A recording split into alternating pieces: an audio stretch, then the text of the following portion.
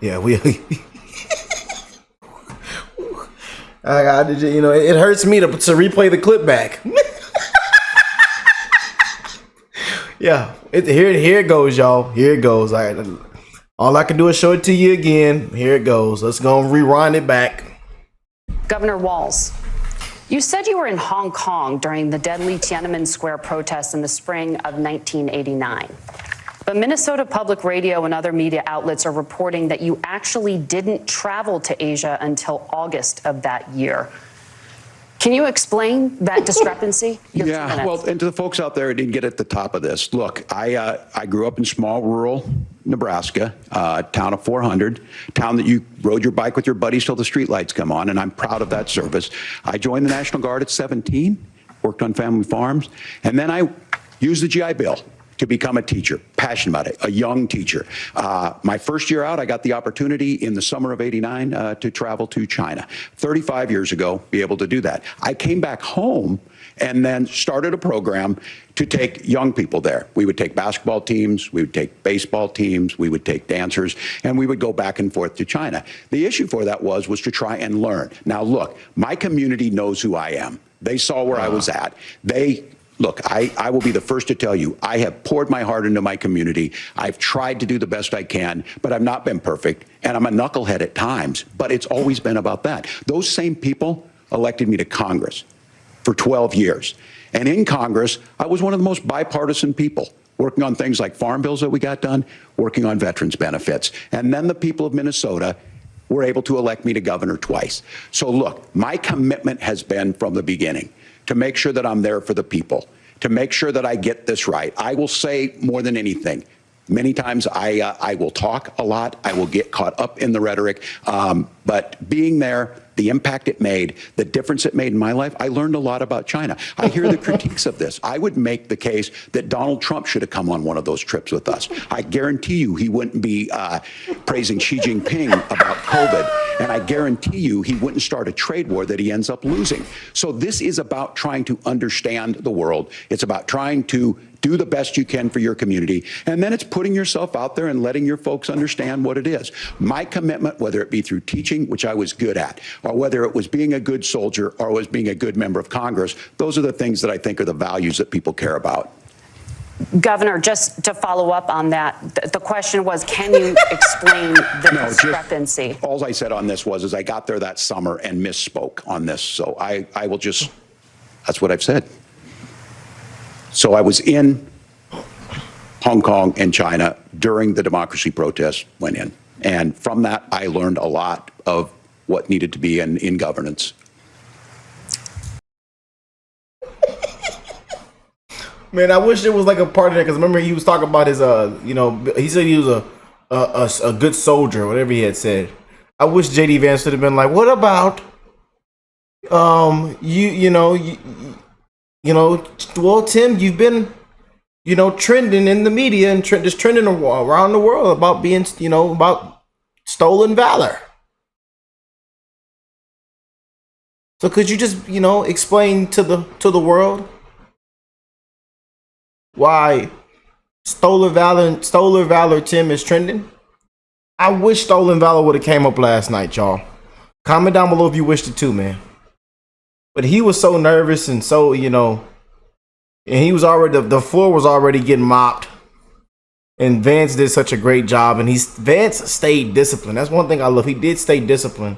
That we didn't even have to bring up the Stolen Valor situation. So, Honestly, Tim, I think you got a tough job here, because you've got to play whack-a-mole. You've got to pretend that Donald Trump didn't deliver rising take-home pay, which of course he did. You've got to pretend that Donald Trump didn't deliver lower inflation, which of course he did. And then you simultaneously got to defend Kamala Harris's atrocious economic record, which has made gas, groceries, and housing unaffordable for American citizens.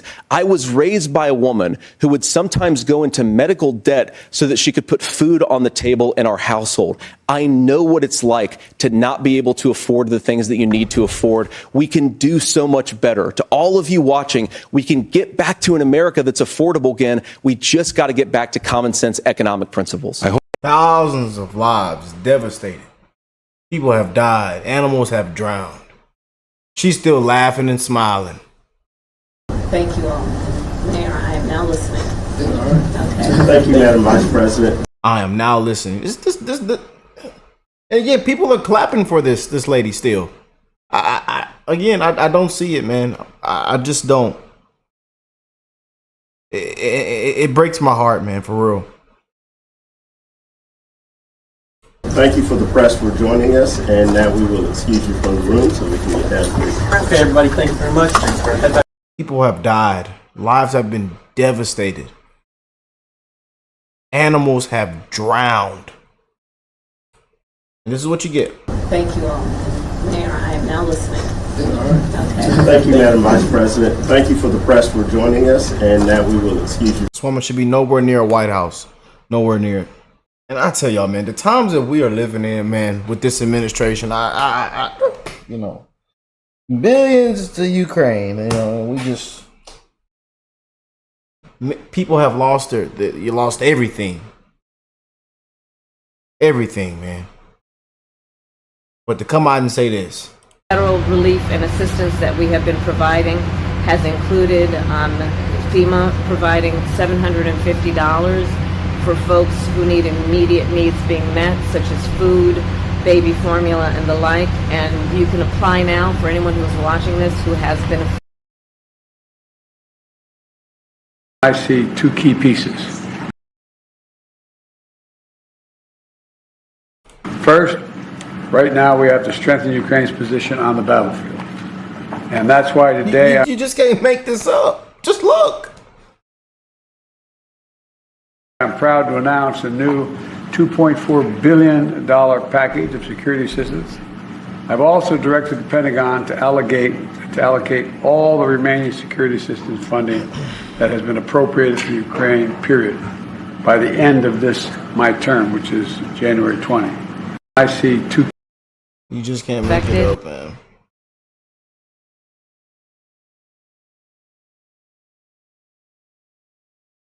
Boy. Key pieces. Primetime's been saying for weeks the Democrats were babying Kamala and Timmy at their own peril. Their game of hide and seek with the media was eventually going to come back to bite them. And last night it did. I've been bewildered a little bit by the absence of both the presidential candidate and the vice presidential candidate on television since they became the nominees, because that's how people get to know you. It may be a little bit of a problem for Waltz, having not done this. You know, sitting with you guys is good prep for debates. It's good batting practice for these events. Waltz has not been doing it. Vance's edge over Walz was undeniable, and MSNBC had a hard time processing it. It's the audacity. I agree with you that we're in year 9 and no one knows how to cover the audacity. Mm-hmm. The audacity is that someone should have said, stop it, stop. Are you effing kidding me? And they should have dropped that F-bomb, right? Now, the media who slimed Vance out of the gate as a sketch ball set such low expectations that when Democrats laid eyes on him, unvarnished, they liked him. So I was getting texts from Democrats, panicked, quite frankly, who were saying, wow, he's really moderating himself on a lot of these issues. He's the most likable he has ever been. JD charmed the socks off the country, and now the media looks even more dishonest, if that was possible. Vance's talent as a debater is too big to rig. And he's gotten himself into fighting shape, sparring with the press for months, fighting off cheap shots, working out his policy chops. And just like the Biden debate, the media can't spin it. J.D. Vance came to this debate to land a bunch of punches, and he did. The two issues driving the campaign right now are Harris has a big deficit on the economy, Harris has a big deficit on immigration, and Republicans were happy tonight and Democrats a little bit nervous that on those two issues, Vance carried it. Vance clearly, I think it needs to be said, clearly the more experienced debater, the slicker speaker. He was spending a lot of time in the first half or 2/3 proving he read the briefing materials, and I was missing the magic and the organic spontaneity of Tim Walz. I wonder why Walz didn't have the magic. I think that Walz did seem unsteady. And frankly, what I saw in Walz is somebody who has not faced questions on a national stage since he became the Democratic nominee.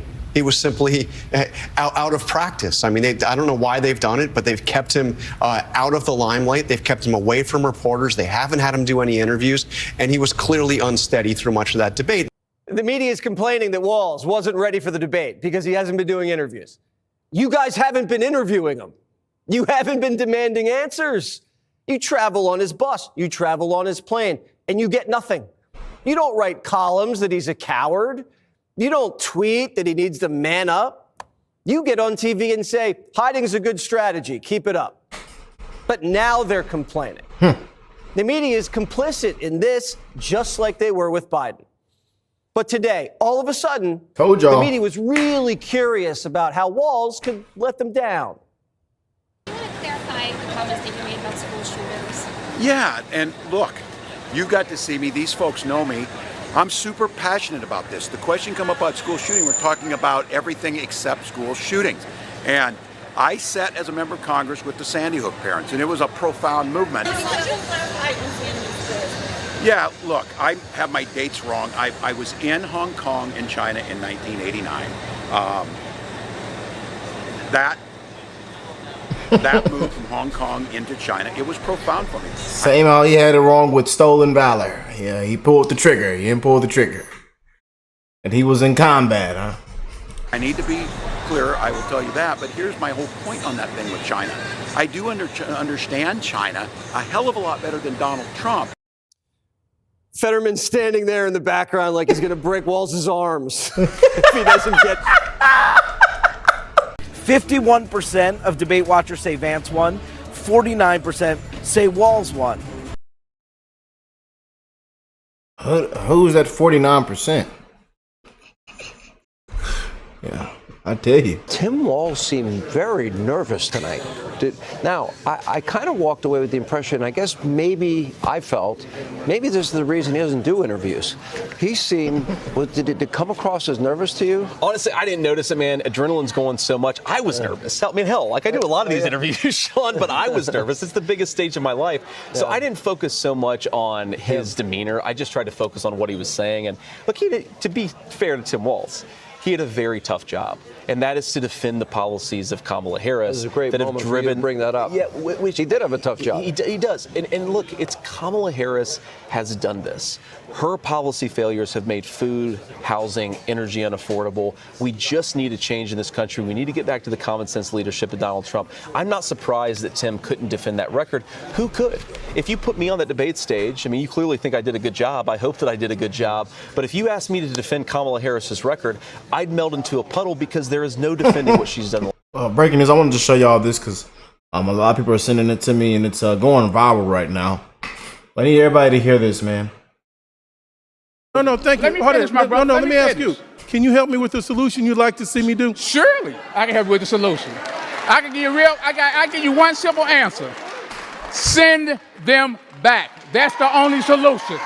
That's it. Other than that, they will surpass us. It is math. It's simple math. They will overtake us in numbers at the rate that they have kids. They cannot be U.S. citizens. You are dooming our next generation to subservitude. I'm telling you this. Okay. It's just simple math. I know, but that's it. It's simple math. I'm very good at math. Let me share something with you. Most of the persons that are here right now, under the technical definition, do not qualify for asylum. I'm not concerned about that. I'm concerned about the children that they have. They will be U.S. citizens, and they will have a voting block. All we have to do now is look at the Hispanic voting block they have now. They get everything they want. Look at our communities. You should see the schools that they have as compared to... I got to tell you, I mean, it's clear that even they understood that J.D. Vance was solid, he was friendly, he was polite, he was disciplined, and he was the kind of guy that for the first time, and by the way, 88% of the American people said that this was a debate that was civil and that they enjoyed. I mean, that's a wonderful thing. And that's because of J.D. Vance. When they tried to cut him off, and we'll talk about that later, or when Waltz lied, He was polite. This is a guy who's going to reach across the aisle. This is a guy who will make not only a great vice president, but a great president one day. And I don't want to get into a lot of the small stuff, but I got to tell you, I was exhausted watching Walz. I mean, it was like this, that, eyes punched out, throwing right down. It was almost like he was waiting for the feds to come in and arrest him or something. I was like exhausted. But J.D. Vance, he so impressed me. And I think he impressed everybody. This is a guy who's going to try to solve problems. He didn't fight. He didn't play dirty. I just want to say one more thing about Waltz. You know, being a knucklehead doesn't excuse you from being a serial liar. And I think there was a clear lack of preparation and execution here on Walz's part. I think actually it's the opposite. I think he had too much preparation. Maybe, yeah. He had so many lines that he was clearly trying to say that he didn't listen and said when J.D. Vance said one of the many things he really hit Kamala Harris on, not Tim Walz, but Kamala Harris, he didn't respond because he clearly had things in his mind. I think the lack of interviews that he has done with national media, with local media, it showed. He needed more reps. Yeah, no, I agree. I mean, J.D. Vance is much more experienced. Yeah, CNN, y'all just submitted live on there that this is one of the worst tickets we've ever seen. It might be one of the worst tickets ever. They're not ready. Their leadership is not there. They've been dodging, ducking, and hiding. They don't want to do interviews. They don't want to come out, talk to the press. They don't want to do nothing. Ducking, dodging, and hiding. And this is what you get. You know? And J.D. Vance ran laps around this fella. Poor CNN.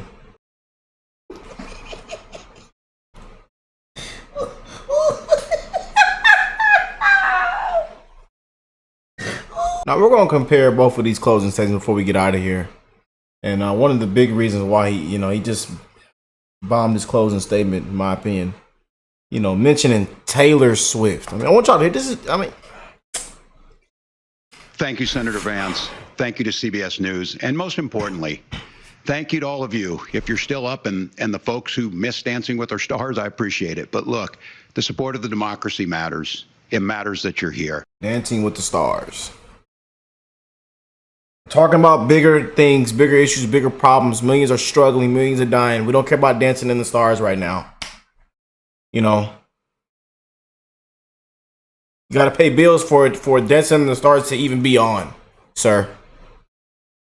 And I'm as surprised as anybody of this coalition that Kamala Harris has built, from Bernie Sanders to Dick Cheney to Taylor Swift. And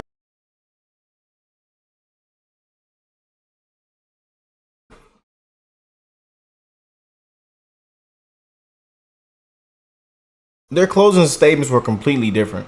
A whole bunch of folks in between there. And they don't all agree on everything, but they are truly optimistic people. They believe in a positive future of this country and one where our politics can be better than it is.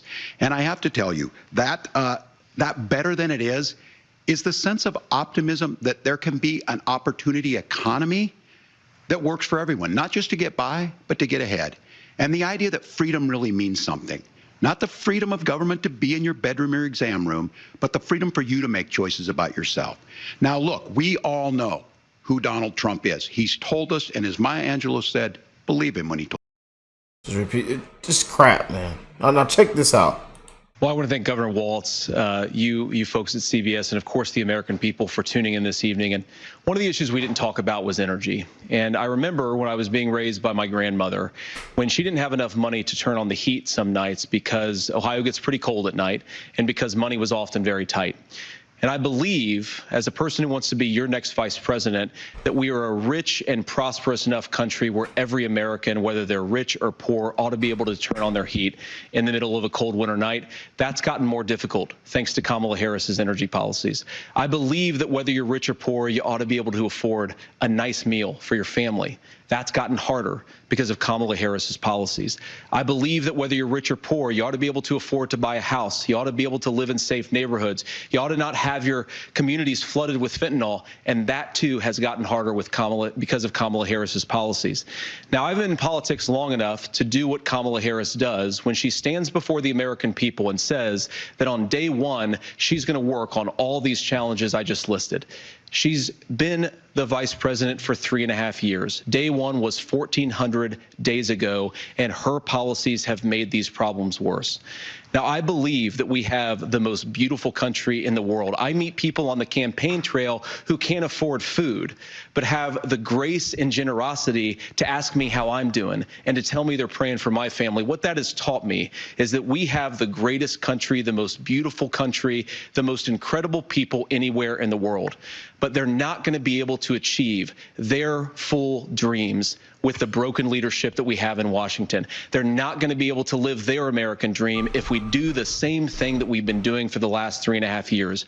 We need change. We need a new direction. We need a president who has already done this once before and did it well. Please vote for Donald Trump. And whether you vote for me or vote for Tim Walz, I just want to say I'm so proud to be doing this, and I'm rooting for you. God bless you, and good night.